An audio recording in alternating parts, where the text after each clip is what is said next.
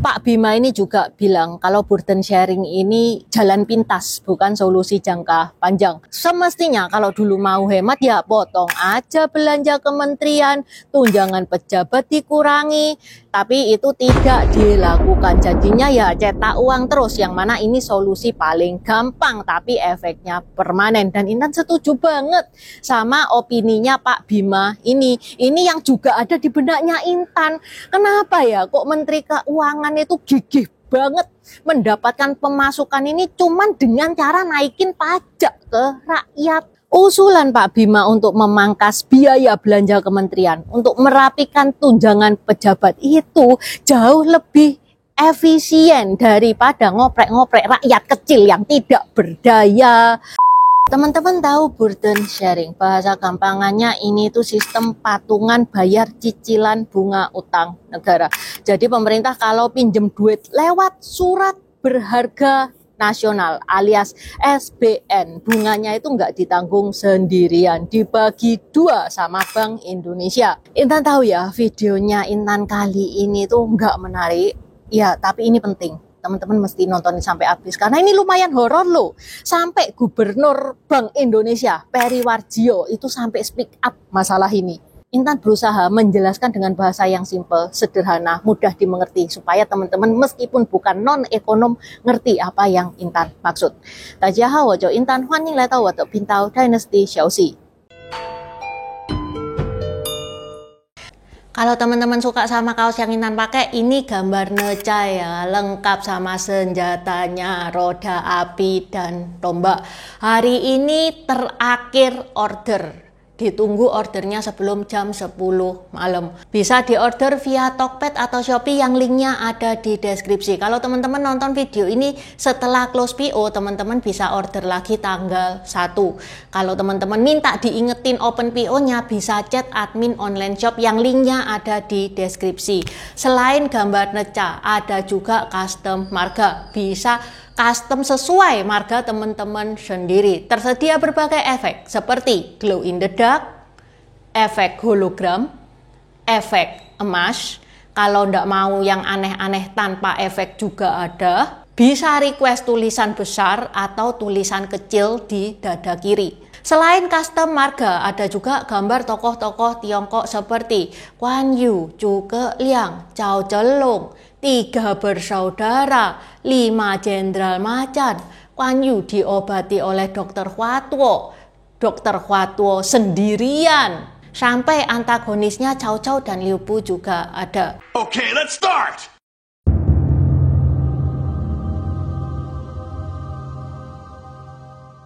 Sebelum masuk ke inti ceritanya tentang burden sharing, Intan kasih tahu latar belakangnya dulu. Semua ini dimulai dari janji kampanye Prabowo Gibran, yaitu program Asta Cita. Asta 8, Cita itu misi. Yang mana Asta Cita ini jadi pegangan pemerintah sekarang. Dari sini, ayo kita fokus ke poin 6. Membangun dari desa untuk pemerataan ekonomi dan pemberantasan kemiskinan.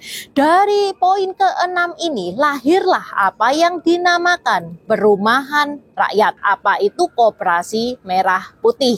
Sekarang kita mau ngebahas perumahan rakyat dan Koperasi Merah Putih ya. Omong-omong tentang perumahan rakyat, sejak Prabowo menjadi presiden pada 20 Oktober 2024 sampai 30 Januari 2025 sudah ada 87.736 unit rumah subsidi yang berhasil disalurkan. Ada sekitar 50.234 rumah yang sekarang ini masih proses ya, menunggu akad kredit. Memang ini progresnya nyata dan masih jalan terus. Bagaimana dengan Koperasi Desa Merah Putih? Menurut Inpres nomor 9 tahun 2025, pemerintah itu menargetkan sekitar 70-80 ribu koperasi di seluruh Indonesia. Tujuannya jelas supaya desa itu bisa mandiri, punya ekonomi sendiri dan tidak terlalu bergantung kepada kota.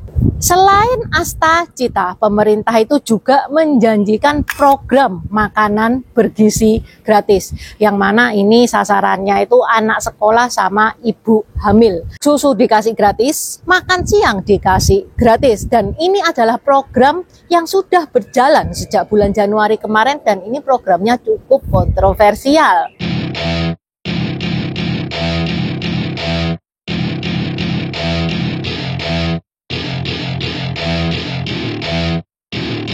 Welcome to my party, we're just getting started. A life is a dream or a nightmare scarring. Hand me a drink cause I think I'm going all in. Get me a shrink who can catch me when I'm falling. Cover up my scars, flip the handlebars. Selain makan bergizi gratis, pemerintah itu juga menargetkan pertumbuhan ekonomi 8% selama 5 tahun plus swadaya pangan dan energi yang menjalankan kemandirian di sektor pangan dan energi, mendukung produk hilirisasi nasional serta industrialisasi.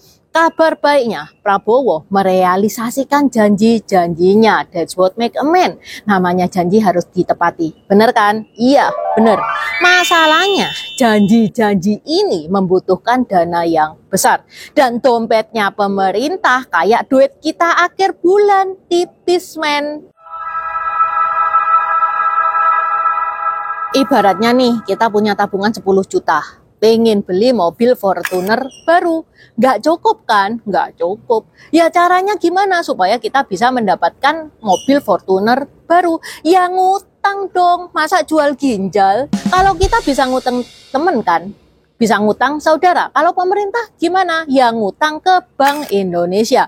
Gubernur Bank Indonesia Peri Warjio cerita mereka lagi main sistem burden sharing dengan pemerintah supaya Bank Indonesia ikut nanggung sebagian biaya utang pemerintah lewat skema tertentu. Ya misalkan dengan membeli SBN bunga rendah atau nanggung sebagian besar bunga. Apa toh itu SBN? SBN itu ibaratnya surat utang yang dikeluarkan oleh pemerintah. Jadi misal nih ya pemerintah itu butuh dana buat bangun jalan, buat sekolah, buat MBG, buat subsidi program Astacita, yang mana dari pajak aja nggak cukup. Pemerintah yang ngutang ke siapapun. Salah satu caranya ya dengan SBN ini. Misal Intan ini crazy rich. Intan beli dong itu SBN. Bisa, Intan baca SNK-nya. Intan setuju dengan bunganya, jatuh temponya. Intan setuju, deal, tanda tangan. Nah, pemerintah punya dana kan dari Intan, makanya dibuatlah perumahan rakyat, koperasi merah putih sebagai perwujudan Astacita poin 6 dan 7. Tapi ya bunganya itu dipangkas. Misal untuk perumahan rakyat itu cuman dikenakan bunga 2,9%. Wis ini rumah murah untuk rakyat. Padahal di SBN Intan itu dijanjikan bunganya di atas 2,9%. Lah terus yang nomboi siapa? Ya pemerintah lewat kas negara yang dikelola oleh Menteri Keuangan dan Bank Indonesia.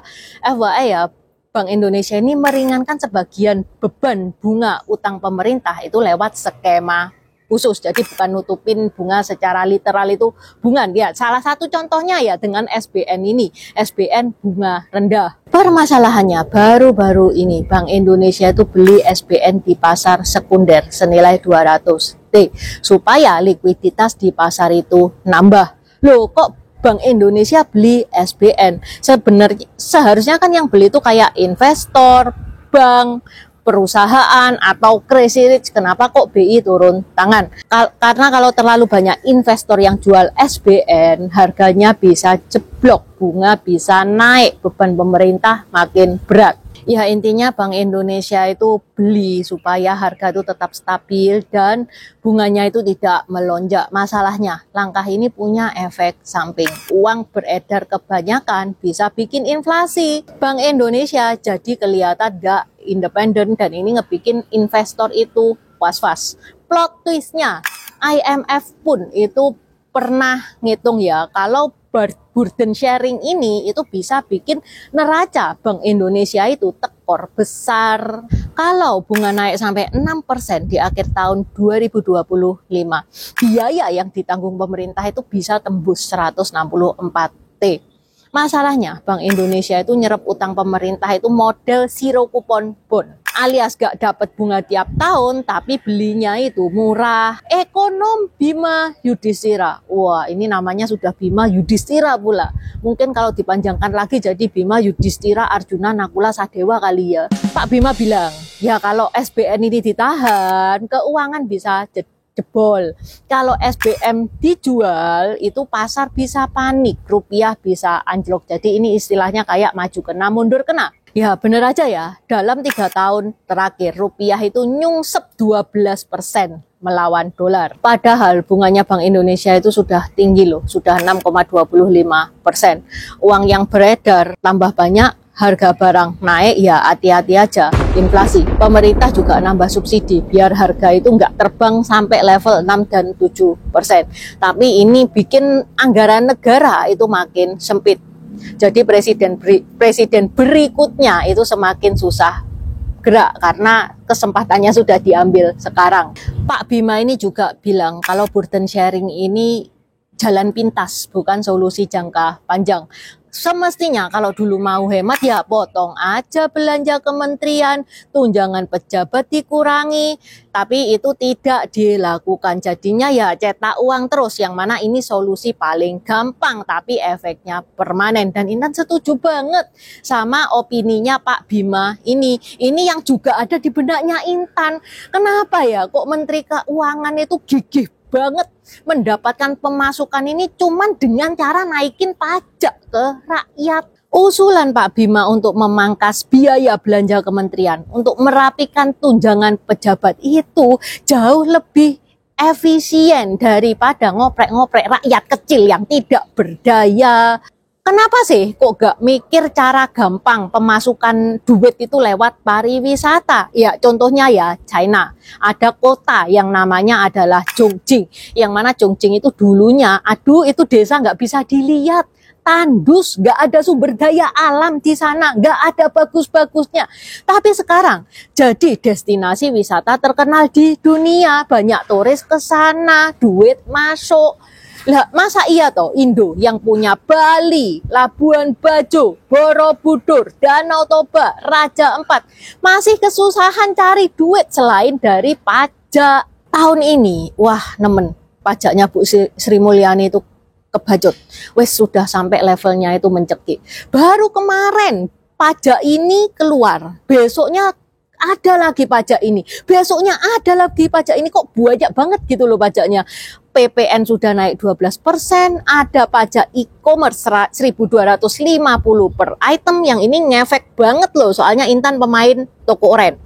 Pajak emas ditambahin, Intan pernah bahas ya, pajak-pajaknya tahun ini yang bikin Intan itu ngelus dada. Ini linknya di deskripsi juga sudah Intan taruh.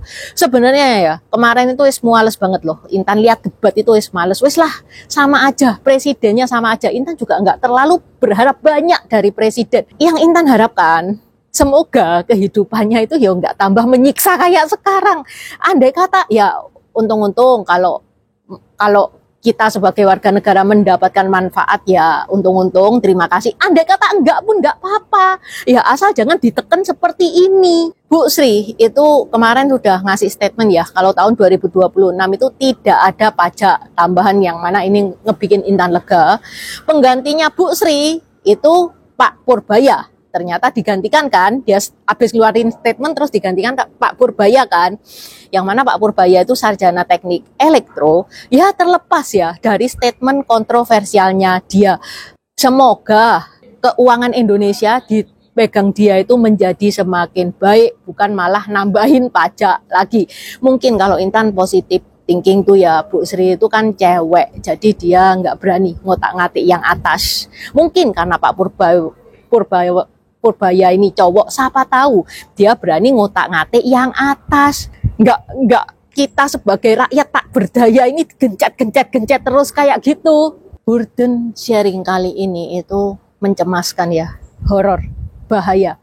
Ya semoga pemerintah itu enggak terus-terusan ngutang kayak gini. Karena kalau terus-terusan takutnya kepercayaan investor itu menurun, dan ya akhirnya rakyat juga yang harus menanggung beban lewat harga barang yang makin mahal.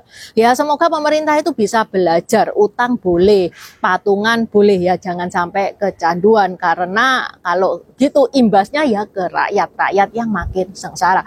Intan kena beritanya burden sharing ini sampai ada pikiran ya, apa mau beli emas saja ya, soalnya habis gini bayangannya Intan bakal inflasi besar-besaran. Oke deh, sampai di sini dulu bahasan Intan hari ini. Terima kasih udah nonton channel ini sampai habis.